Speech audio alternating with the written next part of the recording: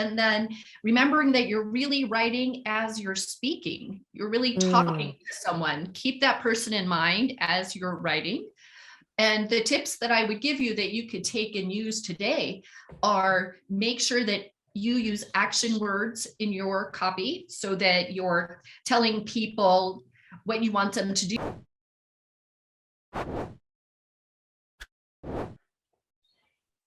Hey everyone, welcome to another episode of Win the Hour, Win the Day. And I am your host, Chris Ward. And today we have Pam Foley in the house, and she's going to talk to us about SEO copywriting that sells. Well, who couldn't use some of that? Welcome to the show, Pam. Thanks, Chris. Thanks for having me. I'm super excited to be here, and I'm always excited about copywriting that sells. Okay, so copywriting that sells. Listen. Copywriting, you know what? It doesn't sound like a sexy subject sometimes. It sounds pretty heavy and stuff we have to do. So let's dive into it, and you give us some things that will make this easier for us and not something that we, dread doing or know we should do better. Where can we start, Pam? I think the first thing to do is really consider what and how you're writing. Of course, everyone in your audience understands what they do and who they do it for. That's the place where you're going to start. And then remembering that you're really writing as you're speaking. You're really talking to someone. Keep that person in mind as you're writing. And the tips that I would give you that you could take and use today are make sure that you use action words in your copy so that you're telling people what you want them to do. You want them to discover something or learn something. You definitely want action words. You want to keep your paragraphs to 3 sentences or fewer, because none of us have time to read long and deep sentences. And 9 words or fewer also in each sentence. Oh, so those are some specifics. Okay, I have learned that, which is always shocking to me when you see that they have to break up a paragraph. I mean, you can see it online. Like when I'm scrolling online, reading with my thumb, you think, oh, that's too long. But when you're writing yourself, you think, well, that actually shouldn't be 2 paragraphs, but it is the way it is. We need white space in there. It's the way it is. Forget what your 10th grade English teacher told you. Split it up. No more than 3 sentences. Well, yeah, excellent. And we're all about, your business should support your life instead of consuming it. And my clients tell me they all get 25 hours back a week within the first month of working with us. One of the little tips that I use that's helped me and my clients, when you started off with talk as if you're speaking, you know what? You're right. The teachers drilled all this stuff into us that I've spent the last couple of years on drilling, if that's such a word. And you're poised to write, and it's a very different part of your brain. So one of the things that I do is I just go in, there's different applications, but there's definitely one in Google where you can just hit record. And if you guys don't know how to do that, reach out to me. I'll show you how to do it, or you can, Google or YouTube it, whatever. But I just hit, auto record, and I talk, because I find then I'm not trying to take a written thing and make it sound conversational, because I talk different than I write. And then it's all there, and then I can just tweak it, which is much easier than typing, because no matter how fast you are, we all talk faster than we type. And then, shoulder issues, doing all that typing and stuff. So I just want to dive in there and give them that one thing is, yes, you are right. We should be writing as we speak. So why not just speak, right? I think I actually have never tried that, but it sounds like a great idea. But what I would say is that once you write what you're writing, go back and edit it, and mercilessly edit. I want it to be bleeding with red lines that 100%. You take out. So shorter and clearer is always better. And in your copy is not the time to become clever. No, 100%. So at least it's down and it's rough, but it's conversational. And then I rip the heck out of it, right? So, but at least it's there. It's better than try. And I think too, if we can add to that, I think I can shred it more easily because I didn't spend 20 minutes typing it out. Whereas if you write it, then you sort of made some commitment, like, oh, it took me so long to write that. So you don't want to be taking those lines out. So I find that when I do audio transcription, it makes it, more inviting to shred it. I think that's a great idea. Why not try it? Thank you. Pamela said Pam said I had a great idea. Fantastic. We're off to a great start because flattery will get you everywhere with me. Okay. Wonderful. Okay. So we're starting at the top. And where should we go next? So where should you go next? So you've written great copy, you've gone through and you've edited it and it's concise and clear. Then you're going to want to start thinking about where you're going to post that and who you want to read it. So that's where we could start talking about some SEO basics, or you might want to create also a social post. I think that next kind of actionable tip that I could give you is you should be able to pull 8 pieces of content out of every blog you write. So that's an email, that's of course posting the blog, that's social posts on multiple platforms, which you're not going to post the same post on every platform. Okay. And you're going to pull 8 things out of that blog. And that would be the very first place I would start once you're done. Okay. You know what? I got to tell you, this is going to shock you. And I just went through this today.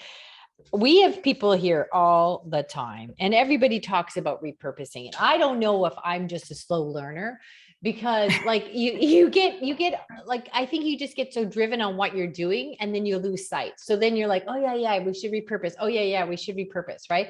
And it all sounds good when somebody tells you to do that. And I'm all about efficiency and systems, and we got super toolkits for all this, but sometimes things slip through the cracks. So here's an example.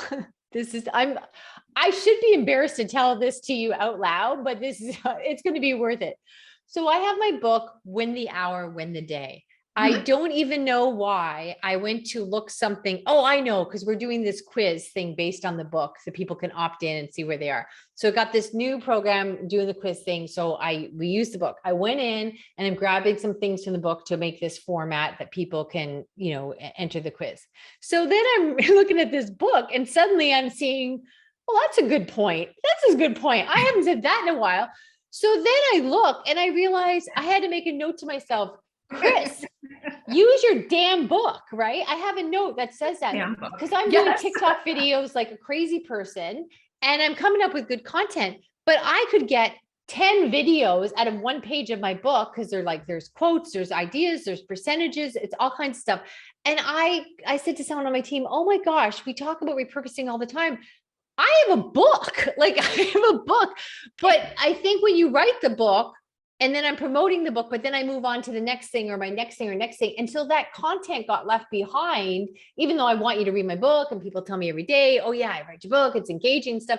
But as far as my content went, I feel like, oh, but we've expanded on that or we moved forward. And so today I now realize I've got maybe 1,000 posts and 1,000 videos in that gosh darn book that I wrote it. So. And you know what? It could last you for years because when you post on social media, less than 10% of your followers will see it on any one day. So even if you're one of the big influencers, it's 10%. So after maybe 30 days, maybe 60 days, repurpose that. You can make a couple of zhuzhes on your post and repost it, because we think we're repeating ourselves again and again and again. And our readers, that's what they want to hear. So don't hesitate to repost. I mean, not every day. Let's not write one post and post it every day. But every 30 or 60 days, reuse it. Well, obviously, my people won't get sick of it because I didn't even it was new to me. I was like, oh, that's a good thing. And I seriously was like, oh, that's well written. That's a good argument. And I guess because I haven't had to proof it or edit it or do the audio version of the book in such a while that it was fresh to me. So listen, the repurposing thing, we can't say that enough because I forgot my gosh darn book. Okay.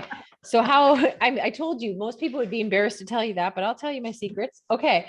So we talk about repurposing blogs. Excellent. Okay. So can we talk about SEO? Because it sounds so dry and heavy and complicated. Where can we go with that? So yes, it does. I know that is a very scary acronym for people when they hear it. So of course, SEO means search engine optimization. Kind of what I want you to think about that when you think of it is it's what you're doing to get search engines to find you online. Right. And that is exceptionally important. In fact, there was just a John Oliver section or segment on it this week, and on the internet and big tech and how they sort of control what we see and what we understand. And what business owners should take away from that is over 80% of people never leave the first page of Google. So when you search, if you're not on the first page, you're not getting found. Right. And so it's hugely important to do what you can to get to that first page. And frankly, it's getting harder and harder because of paid ads that Google prioritizes, and then query snippets. So I don't know if you've ever noticed, but when you type in to Google, you'll get kind of a series of questions, kind of the people also ask, and that takes up space. Right. So as a business owner, you really do have to focus on SEO and SEM, which is search engine marketing, to get yourself found online, because also people, well over 90% of people shop online before they even pick up the phone to call you. They know who you are. Oh yeah, for sure. I mean, we all know we do that. And then somehow we forget that people looking for us would do that. Like, you know, and then imagine how annoyed you get when you key in something and you're like, why is this, like, how come this isn't coming up? I wasted 3 seconds of my life. Like, what am I doing? And then you expect Google to even finish the sentence for you. Like, did I have to type that whole thing out? What's wrong with you? Right. So, okay. So then we have to, so I think what I would, you know, I'm not the expert here at all, but I guess from my experience is learning to not be talking to my colleagues, that our clients use very different language than we do, and maybe to get to the same place, right? Like, you know, we're all about systems and processes. And a big thing, what we do is we talk about our super toolkit, which is like sort of SOP on steroids. And for a while there, you know, that's a big thing with us. And we talked about super toolkits, but nobody's keying in super toolkits. So I better go to the dry and the boring and say systems and processes like our super toolkit, blah, blah, blah, blah. I have to use their language. Right. And that's called keywords and key phrases. Okay. But basically how to kind of boil it down is remembering that it's not about you, right? It's sort of like dating. It's about the people that you want to date your business. And so when you're creating content and creating optimization for that content, it really has to be about what your ideal client is looking for, not what you think they should be looking for. So that's a perfect example. That super toolkit sounds fantastic, but you're right. No one's going to type in super toolkit. So you really have to do keyword research so that you understand the value of the different keywords that are associated with your offer or service, and then use those keywords. So that can get, you know, a slippery slope really quickly, because even like, you know, the difference, I don't enjoy the word time management, because that's really not what we're about at all, right? But so people might find us under the category of productivity, but even still, we're really more about building your team, outsourcing, and systems and processes. But understanding who's looking for productivity, you know, or where they are in the journey, or burnout. A lot of the people I work with are doing really well. They look good on paper, but they're still working way more hours than they should be at this point, or thought they would be at this point in their career. So they might be looking up, okay, burnout, like I got to stop this, or how to get more organized, or whatever. So, you know, that took some hard research and learning on my behalf. Where could people go to start getting an idea of this? Because I find it's really easy to get into that SEO hole, and then you just get overwhelmed and you just crawl back out and lick your wounds and don't look again, because there's so much to it. I do think that that is the case. If you were going to DIY it and really try to figure it out on your own, the first thing you would do is the keyword research that we discussed. There are a few ways that you can do that. The kind of free, old school way to do it is literally use Google. So the first thing you're going to do is create ideal personas for your clients. So you understand everything about your ideal client. Not just who they are, but also how old they are, what gender they are, what they do, how much money they make, things about their lifestyle, because all of that affects what they search for. And then you're going to step into that role like you're an actor and start Googling. So you're going to type in words like SEO copywriting, or how do I sell online? How do I bring my clients online? All of those are the kind of questions that I would begin to type in. And what happens is exactly what you just mentioned. Google starts to finish your sentence. Make note of what Google's finishing your sentence with, and then scroll all the way down to the bottom and you will see suggested searches. Make note of those as well, and just continue that process. People have thousands of keywords. But if you can come up with 10, even 20 that work with your very most ideal client, it's a place to start. So it'd start there. Okay. And then I would take that information that I have, and there are other tools you can add to Chrome, extensions on Chrome for searching keywords. There are ones called things like Keyword Planner. There's one literally called Keywords, but you'll find those on Chrome extensions. And what'll happen there is you can search your competitors and find out exactly what keywords they're optimized for. Okay. Sorry, go ahead. I said those are 2 places to start with keyword research. Okay. But then the next important thing is what to do with those keywords. Okay. So I have a bucket full of keywords. Fantastic. Yeah. So what to do with those? You're going to work those into your website pages and into your content on a pretty consistent basis, so that search engines begin to notice.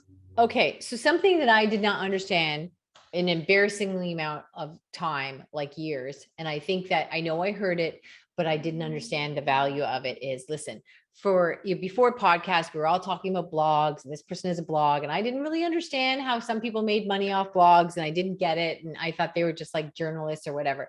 But I think I'll let you speak to this, but something hugely impactful that you can be doing with your website is when you're putting up a blog, let's say every week with those keywords, you're giving Google fresh information, fresh ways and you're getting to try different keywords. And so that is, I think so many of us throw up a website and think it's like done, like a book that's bound and we're good. But really just adding those constant blogs is really the game changer. Am I correct on that? Yes. So what happens? Well, there's kind of 2 steps to that. The shorter answer is yes. And when you create new content and you optimize that content, what you're doing is telling the search engines that there's something new about your website, and that gives the search engine a reason to recrawl it.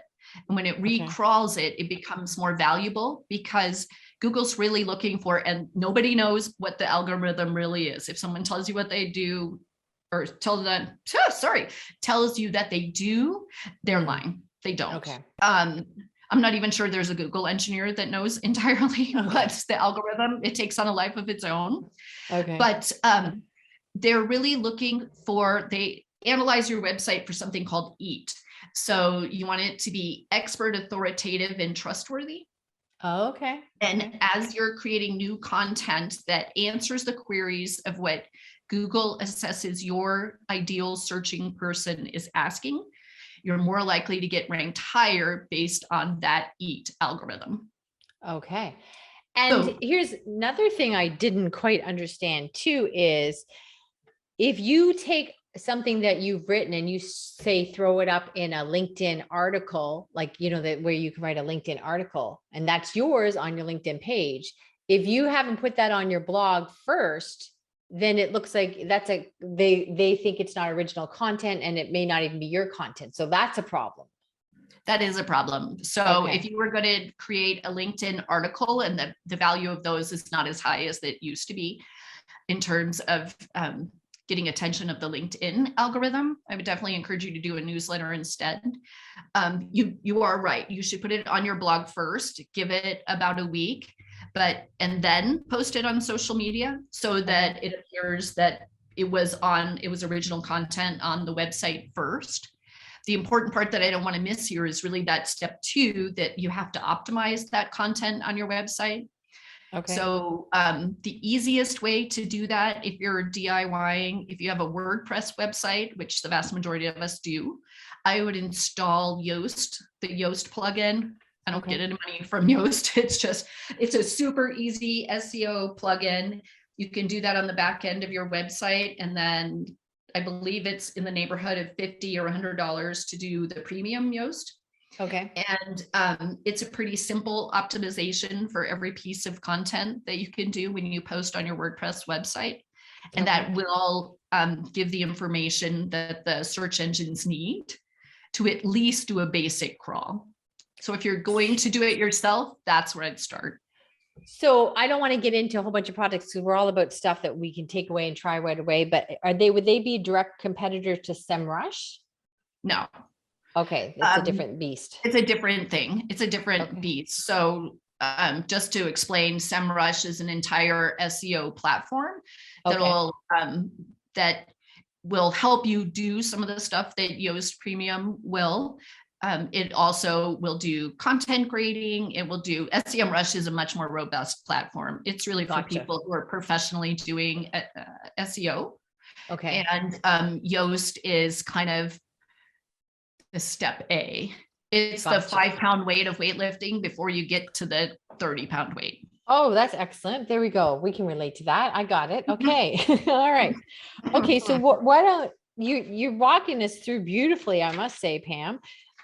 So why don't you tell us, what do you think are the biggest things that we miss on a regular basis? Give us a couple of those as far as just navigating SEO. Sure. I think the biggest thing is people are afraid to start. So I see people who simply aren't doing content. So they're not creating, they might be posting occasionally on social, but they're not writing blogs and posting them, and they don't have a consistent strategy to tie that together with a social media presence. Okay, hold on. Let me jump in there.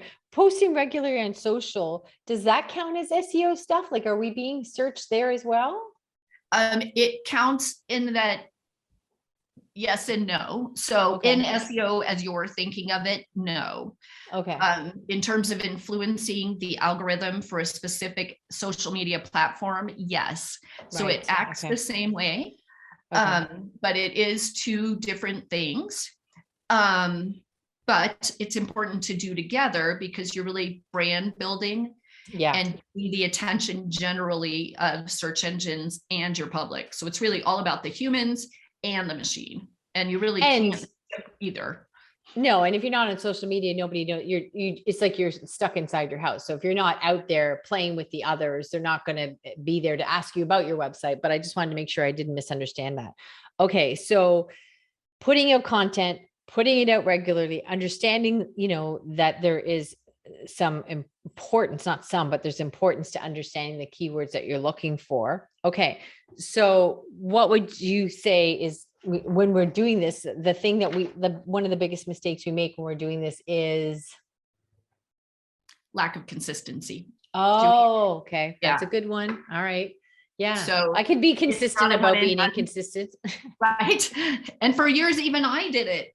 But if you really want success with your website or on social for that matter, even in your email marketing, consistency matters. And to go back to kind of the exercise analogy, right? You can't run a marathon one day and then sit for 5 years and expect to be in shape. That's just not what happens. Yeah. Or even you can't work out this Tuesday, not 3 Thursdays from now. Right. Okay. That's a real, what? That's a really simple, but power. Like I get in my head and I get all these things. We're going to do this next. And here's blah, blah, and get all crazy. But, before you run off and do the next thing, just be constantly consistent, right? Choose what you can actually get done and get it done. Even if it's once a month, I'd rather see somebody post once a month than post once every 3 months. And or then once whenever you think about it. Yeah. And I think then, I'm no expert on this at all, but I would think Google and anybody and yourself, then you're communicating, I am reliable. This is going to get done. This is what we're looking for versus, they were posting, sometimes they'll see that in a podcast and they're like, you like a show and then they don't post there's no show for 3 weeks. I'm like, are they done? I don't know. Right. And then I look again. Oh no, they're back on. Something must've happened. Right. So now you're it's not my job to be hunting you down to see if you're going to continue. So the inconsistent, even if there was only one show per month, you're right, Pam, I'd be like, oh yeah, I already listened to this month's show. That's fine. Right. And remember, you want to be expert, authoritative, and trustworthy. And you're not any of those if you're sporadic. Right. If you're inconsistent. Okay. Write that down. That's just a general life rule. Okay, there you go. I suppose that's true. Yes. Yeah. That could help us on all levels, Pam. All right, Pam. This has been fantastic. And you know what, time I have to say, SEO can be kind of dry. And I feel like we've been talking for 12 seconds, but time has just flown by. Pam, where can they find more of your excellence? So you can find me on LinkedIn under Pam Parker Foley, or come and see me there, or come to our website at aoucreative.com. We do offer a daily email of SEO and persuasive copywriting tips. So if anyone's interested in that, you can read them in less than a minute, because I don't read emails any longer than that. So that's how long I write them. And they can join that in my featured section on my LinkedIn profile. Well, we'll make sure all that's in the show notes. Thank you so much, Pam. You made SEO fun. Oh, good. It should be. Yeah. It's important for all of right, us. We'll see everybody else in the next episode. Thank you so much.